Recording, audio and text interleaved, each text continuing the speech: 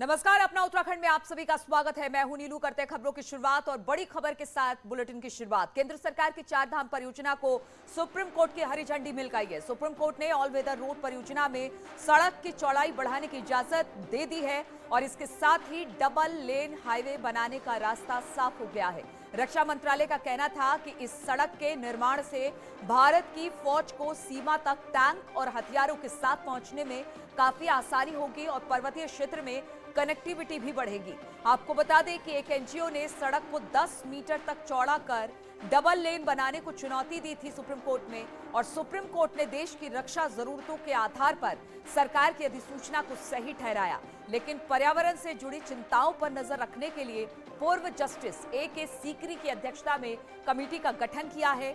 Committee सीधे supreme court को report देगी। वहीं सरकार ने भी सुप्रीम कोर्ट के इस फैसले का स्वागत किया है।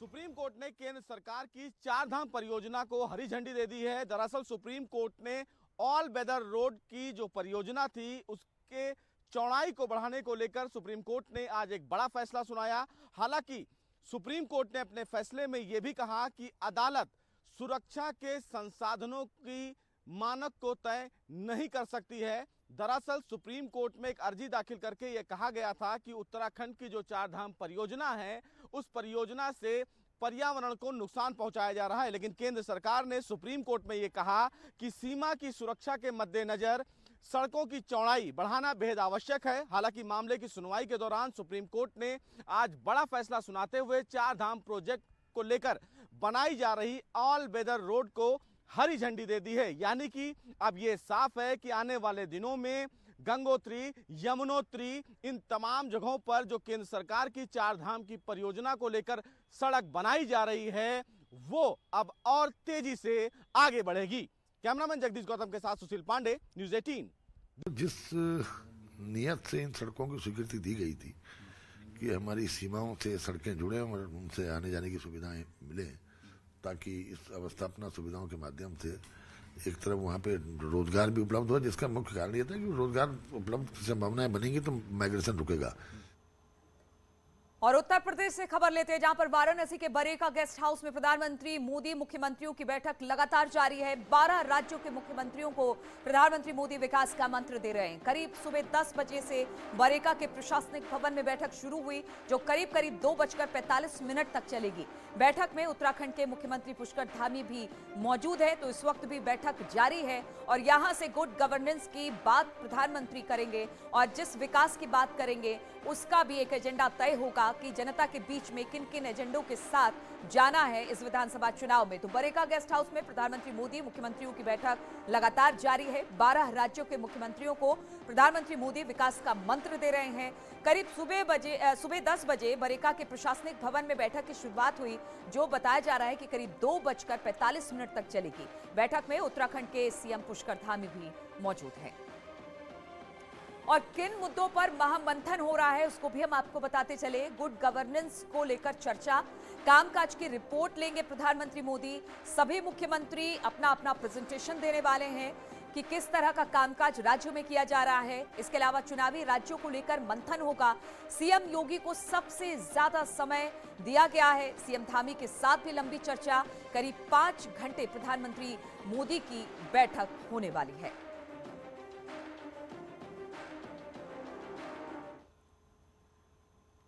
और उत्तराखंड में 2022 चुनाव को लेकर आम आदमी पार्टी एक्टिव नजर आ रही है और लगातार नेताओं के दौरे यहां पर हो रहे हैं। आम आदमी पार्टी के संयोजक और दिल्ली के सीएम अरविंद केजरीवाल 5वीं बार उत्तराखंड के दौरे पर काशीपुर पहुंचे। सीधी तस्वीरें इस वक्त हम आपको दिखा रहे हैं। केजरीवाल आज कुछ बड़ी घोषणा भी कर सकते हैं, सुनिए जरा उनको। तुम भी तो गारंटी, तुम तो झूठ बोलते हो, जो बोलते हो उसके बाद मुकर जाते हो। ये बेचारा कम से कम गारंटी तो दे रहा है, गलत क्या कर रहा है? तो इनको बड़ी तकलीफ है, फिर वापस आ गए कोर्ट से भी। तो अभी तक मैंने 3 गारंटी दी, आज चौथी गारंटी देने आया हूं। पहली गारंटी मैंने दी थी, उत्तराखंड बिजली बनाता है और फिर भी बिजली इतनी जाती है, कई बार तो 7-7, 8-8 घंटे पावर कट लगते हैं। दिल्ली में हम दूसरों से बिजली खरीदते हैं उत्तराखंड से और फिर भी हमारी 24 घंटे बिजली है, पावर कट लगते ही नहीं। तो उत्तराखंड में भी 24 घंटे बिजली होनी चाहिए, नहीं होनी चाहिए? तो हमने गारंटी दी थी भाई उत्तराखंड में सरकार बनेगी तो 24 घंटे बिजली देंगे। दिल्ली के अंदर हमने 24 घंटे बिजली भी कर दी और बिजली मुफ्त भी कर दी। उत्तराखंड में मुफ्त बिजली चाहिए नहीं चाहिए? जरा हाथ खड़ी कर दो, जरा से आवाज नहीं आ रही महिलाओं की। चाहिए ना? ये नेता मेरे को खूब गालियां देते हैं बहन जी, इतनी गालियां देते हैं ये बीजेपी। केजरीवाल मुफ्त बिजली क्यों दे रहा है, केजरीवाल मुफ्त बिजली क्यों दे रहा है? मैं इनसे पूछना चाहता हूं, तुम्हारे जितने नेता हैं ये बीजेपी कांग्रेस के, जितने एमएलए फलाना ढिमका मंत्री मुख्यमंत्री, इनको मुफ्त बिजली मिलती है तब तकलीफ नहीं है। 3-3, 4-4 हजार यूनिट बिजली एक एक नेता के घर पे मुफ्त मिलती है। मैंने कह दिया 300 यूनिट बिजली मैं गरीबों को मुफ्त दूंगा, तो इनको तकलीफ हो गई इतनी ज्यादा। आप जितना मर्जी डकार जाओ, जनता को नहीं मिलना चाहिए, सारा खुद खाएंगे, जनता को नहीं देंगे। तो और जितने पुराने बिल आए हुए हैं मेरे पास, कई उत्तराखंड में जब मैं आता रहता हूँ, अब कई लोग आए पुराने बिल दिखा रहे थे, बोले जी बहुत बिल आ गए, गलत बिल आ गए, ठीक नहीं करते, चक्कर कटवाते हैं, रिश्वत मांगते हैं, इतने पैसे दे दो बिल ठीक करेंगे। करते नहीं करते? तो पुराने सारे बिल माफ करेंगे। तो ये पहली गारंटी थी। दूसरी गारंटी थी बच्चों को रोजगार देंगे। हमारे बच्चे बेरोजगार घूम रहे हैं, पढ़े लिख के बेरोजगार घूम रहे हैं, नौकरी नहीं मिल रही। नौकरी नहीं मिलती तो उत्तराखंड छोड़ छोड़ के बाहर, कौन चाहता है अपना घर छोड़ के जाना? मजबूरी में छोड़ के जाना पड़ता है। यहीं काम मिल जाए तो कोई क्यों जाएगा बाहर नौकरी ढूंढने के लिए? तो हमने कहा हम नौकरी देंगे। तो ये नेता मेरे से पूछने लगे दिल्ली में तो दिए नहीं। दिल्ली में 10 लाख नौकरियां दी हैं मैंने, 10 लाख नौकरियां। तो दिल्ली के मुख्यमंत्री अरविंद केजरीवाल को आप सुन रहे थे। जितनी बार पहुंचते हैं उत्तराखंड, उतनी बार 2022 के विधानसभा का एक एजेंडा तय करके जाते हैं और ये चुनौती देकर जाते हैं अपनी विपक्षी जो भी उनके साथ चुनाव लड़ेगी, चाहे बीजेपी हो कांग्रेस हो, कि देखो हम क्या कर रहे हैं। अब कितना चुनौती दे पाएंगे ये तो आने वाला समय बताएगा। लेकिन देहरादून से बड़ी खबर आ रही है। दिल्ली देहरादून एक्सप्रेसवे को लेकर बड़ा मामला सुलझ गया है। गणेशपुर देहरादून के बीच पेड़ काटने को लेकर जारी विवाद अब सुलझ गया है। उत्तराखंड के 4 किलोमीटर हिस्से में 2500 पेड़ काटने को लेकर विवाद था, जिसे अब एनजीटी ने हरी झंडी दे दी है। वहीं इसे लेकर मुख्य सचिव की अध्यक्षता में 12 सदस्यीय पैनल के गठन की जो मंजूरी मिल गई है, अब उसे एक्सप्रेसवे के बनने से 2.5 घंटे में ये जो दूरी है देहरादून से दिल्ली की, वो कम हो जाएगी।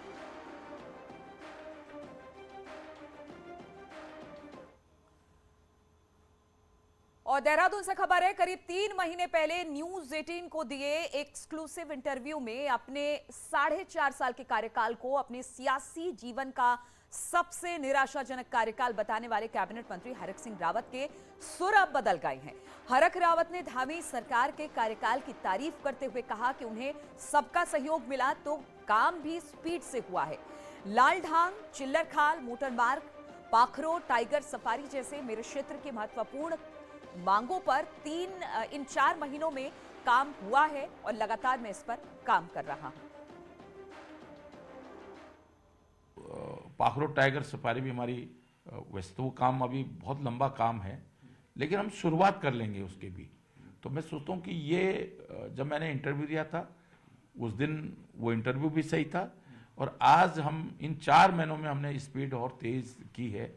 केंद्र सरकार के सभी प्रधानमंत्री से लेकर अमित शाह जी से लेकर धर्मेंद्र प्रधान से लेकर सभी मंत्रियों का मुझे सहयोग मिला है और प्रदेश सरकार का भी सहयोग मिला है, और उसी का नतीजा है कि हम इन 4 महीनों में हम काम तेजी से कर पाए हैं।